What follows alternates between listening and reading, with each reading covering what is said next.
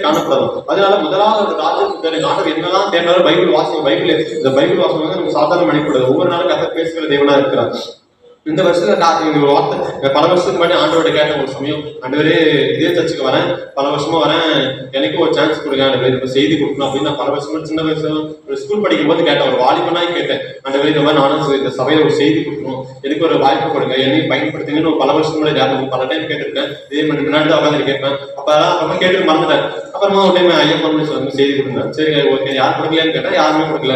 சரி அப்ப ஆண்டு வாய்ப்பு கொடுக்குறது பயன்படுத்த சொல்லி அப்ப கொடுத்தேன். அப்ப எப்படியோ நான் கேட்டேன், ஒரு ஆசைப்பட்டேன், சும்மா ஆண்டவரே எனக்கு ஒரு சான்ஸ் கொடுங்க அப்படின்னு சொல்லி கேட்டேன். என்னையும் பயன்படுத்துங்க, தகுதி இல்லாதவன் என்னையும் தகுதி இல்லாதவன் தகுதிப்படுத்துகிற தேவன், வீணம் உள்ளவர்களே பலம் உள்ளவர்களை பயன்படுத்துகிற தேவன், ஞானம் உள்ளவர்களை வெட்கப்படுத்த முடியும், பைத்தியம் உள்ளவர்களே தெரிந்து கொண்டாரு சொல்லுகிறது. அதனால என்ன ஒரு சான்ஸ் கொடுங்கன்னு கேட்டேன். அப்ப அன்றைக்கு நான் அற்பமா ஜபிச்சேன், சாதாரணமா ஜபிச்சேன். அன்றைக்கு ஜபிச்சது பல வருஷத்துக்கு நான் ஜபிச்சது ஆண்டவர் இன்றைக்கு தான் வாய்ப்பு பண்ணியிருக்கிறார். அல்லேலூயா.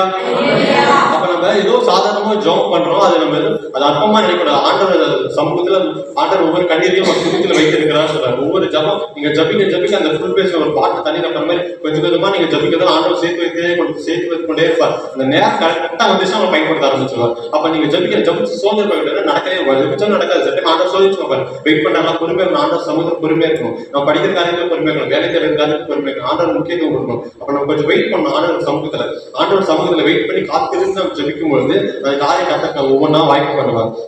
அப்ப சொன்ன இந்த வருஷத்துக்கு ஆண்டவர் வாய்ப்பு கொடுத்தார், எனக்கு வாக்கு கொடுத்தார்.